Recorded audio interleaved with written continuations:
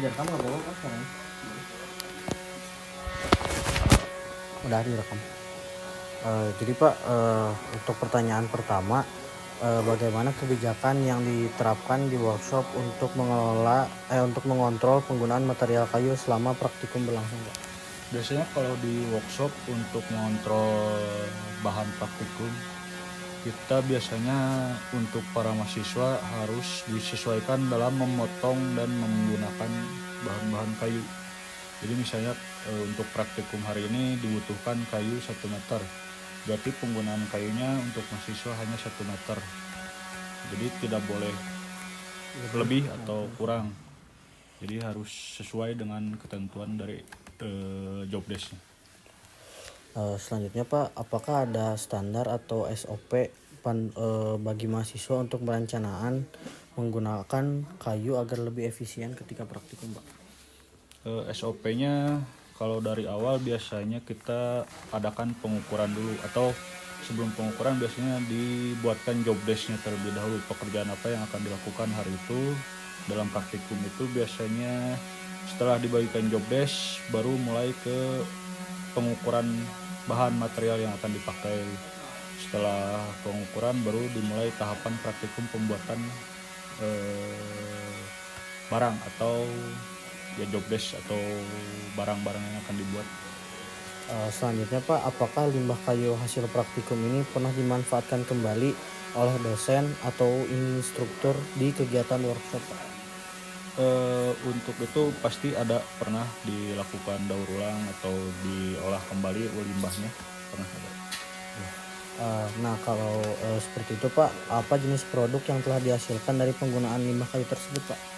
Kalau biasanya di sini kita buat yang simpel-simpel, contoh meja atau rak sepatu biasanya dari potongan-potongan kayu. Selanjutnya Pak, apakah ada kebijakan atau program khusus yang mendorong daur ulang limbah kayu menjadi sebuah produk yang baru, Pak? Biasanya di setiap menjelang akhir semester atau setelah UTS, kita biasanya mewajibkan untuk mahasiswa-mahasiswi yang praktek untuk membuat produk dari limbah kayu, potongan-potongan kayu. Biasanya setelah UTS itu biasanya diwajibkan untuk bikin meja atau apapun itu, tapi bahan-bahannya menggunakan bahan-bahan sisa dari praktikum sebelumnya. Nah, ada kendala gak Pak yang dihadapi dalam menerapkan proses daur ulang limbah kayu di workshop ini, Pak? Kendalanya paling dari mahasiswanya yang suka malas nyari bahan sisanya itu. Rata-rata pengennya yang baru-baru lagi aja. Menurut Bapak, apa saja potensi produk berbahan limbah kayu yang dapat dikembangkan di workshop konstruksi ini, Pak? Kalau di sini biasanya barang-barangnya dibuat ke banyaknya ya meja ataupun hiasan-hiasan dinding seperti itu. Adakah hambatan yang paling sering dihadapi dalam penerapan prinsip 3R, reduce, reuse, serta recycle dalam pengelolaan limbah kayu di workshop, Pak? Hambatannya paling di apa ya? Itu paling hambatannya karena praktikumnya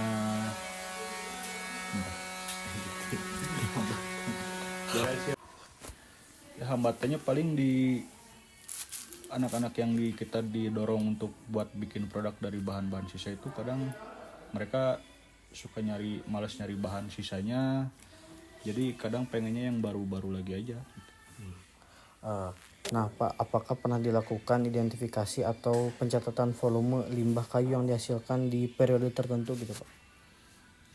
Untuk pencatatan sih jarang ada.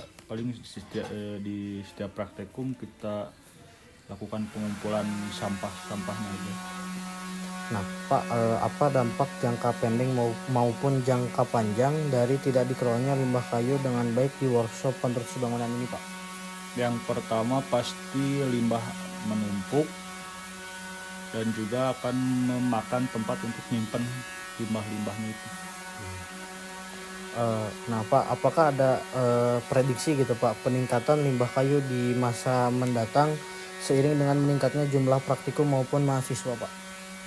Kalau itu pasti bakal ada peningkatan, cuman ya sebisa mungkin kita efektifkan untuk mengurangi pembuangan atau pemakaian bahan-bahan yang berlebih. Nah, Pak, apakah ada strategi yang telah diterapkan di workshop untuk mengurangi atau mencegah dampak lingkungan akibat limbah kayu ini, Pak? Di sini dulu. Strategi untuk menanggulangi dampaknya paling kita dari awal membuat SOP dalam pembuatan sebelum praktikum, harus menggunakan bahan-bahan agar lebih efisien dan tidak banyak bahan yang terbuang begitu saja. Terus setelah selesai praktikum atau nanti setelah pembuatan produk awal, untuk produk selanjutnya kita pakai barang-barang atau alat atau bahan-bahan praktek sebelumnya, dari sisa-sisa sebelumnya kita manfaatkan lagi untuk membuat produk yang nantinya akan menjadi produk yang memiliki harga atau nilai jual. Nah, pertanyaan terakhir, Pak, adakah rencana pengelolaan atau pemanfaatan limbah kayu agar lebih ramah lingkungan seperti daur ulang menjadi sebuah produk yang fungsional? Ada untuk itu pasti ada untuk setiap praktikum, dan itu akan menjadi terus dikembangkan untuk produk-produknya, kedepannya akan dibuat seperti apanya agar mahasiswa yang melaksanakan praktek juga bisa membuat produk-produk yang bermanfaat, entah nanti untuk mungkin mereka membuat bisnis sendiri atau mungkin membuat furnitur buat di rumahnya sendiri. Baik,